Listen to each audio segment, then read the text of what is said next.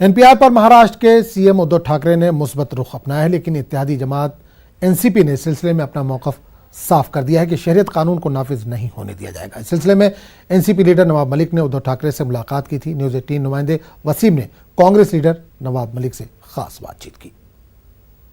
ये और एनआरसी को लेकर सरकार की क्या भूमिका है, इस पे अब भी लोगों में असमंजस बना हुआ है। एक तरफ आंदोलन शुरू है तो वहीं दूसरी तरफ मोदी जी के साथ उद्धव ठाकरे की मुलाकात होती है, फिर वो एक बार अपनी भूमिका साफ करते हैं कि सीए को उनका विरोध नहीं।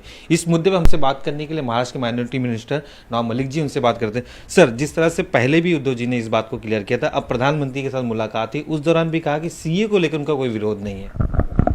हमें लगता है कि प्रधानमंत्री मुख्यमंत्री की मुलाकातें सभी राज्यों की होती रहती है। जीएसटी को लेके उन्होंने मांगे रखी, ये बात उन्होंने साफ की।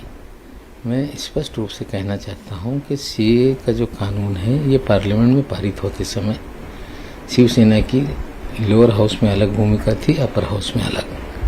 कांग्रेस एनसीपी ने दोनों सदनों में विरोध किया और कानून बन गया है, लेकिन उस पर अमल करने की जिम्मेदारी महाराष्ट्र सरकार की नहीं है। नागरिकता छीनने की बात आएगी तो तीनों पार्टी का विरोध है।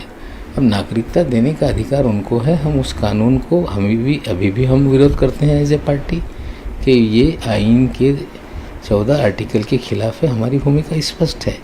जहाँ तक एनआरसी का सवाल है, सभी पार्टियों ने एकमत किया है कि हम लागू होने नहीं देंगे। एनपीआर को लेके हम तीनों पार्टी में सहमति है कि सेंसस हर 10 साल में होता है।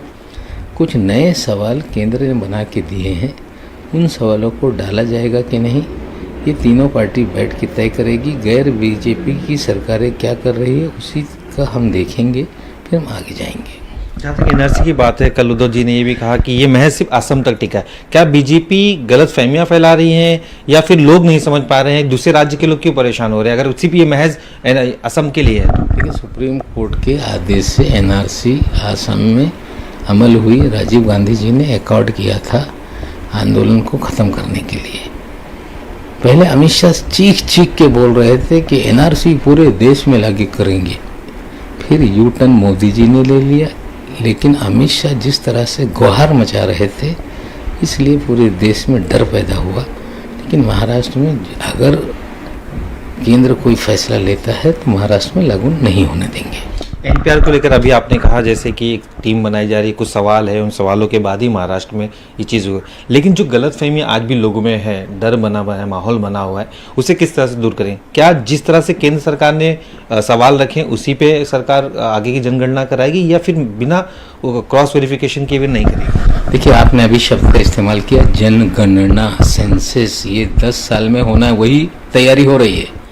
एनपीआर के कुछ सवाल हैं जो पिछले यूपीए की सरकार ने बनाए थे, वो तो रहने वाले हैं। कुछ अमित शाह जी नए सवाल बना के डाल रहे हैं, वो सवाल हम डालेंगे कि नहीं वो हमें तय करना है। गैर बीजेपी की सरकार क्या सवाल देख रही है उसको देखेंगे, फिर तय करेंगे। लेकिन सेंसस होने जा रहा है, मीडिया के लोगों को ये समझाना पड़ेगा। मीडिया के लोगों की जिम्मेदारी है कि जो सच्चाई है बताओ, कन्फ्यूजन ना पैदा करो। हम आपसे भी अपील करते हैं। एक आखिरी सवाल, जिस तरह सीए को लेकर बार बार बातें सामने आ रही है, कांग्रेस एनसीपी या 3 पार्टी की विचारधाराओं की सरकार है, क्या ऐसे मुद्दों में अगर समन्वय नहीं बनता तो आपसी मतभेद बढ़ते हैं पार्टी में? मतभेद बिल्कुल नहीं है। तीनों पार्टी मिलकर सरकार चला रही है। भारतीय जनता पार्टी सपना देखती है, प्रचारित करती है। अभी तक तो ज़्यादा दिन तक हमारी सरकार सत्ता में हम आने वाले हैं, ये बीजेपी बोल रही थी। भैया जी जोशी भी बोल रहे हैं कि ज़्यादा दिन देवेंद्र अपोजिशन लीडर नहीं रहेंगे। अब जो सपना बीजेपी देख रही थी वही सपना आरएसएस देख रही है। लेकिन सपने सपने रह जाएंगे, सच्चाई कुछ और है, और सपने देखने से सरकारें बदलती नहीं। शुक्रिया हमसे बात करने के लिए। नवाब मलिक जी, इनका साफ तौर पे कहना था सीए एनआरसी एनपीआर को लेकर सरकार ने अपनी भूमिका साफ कर दी। आने वाले दिनों में जिस तरह के मुद्दे सामने आएंगे उसी के आधार पर सरकार समन्वय कमेटी में बैठ के एक साथ फैसला करेगी। मुंबई से राजमनी के साथ वसीम अंसारी, न्यूज़ 18।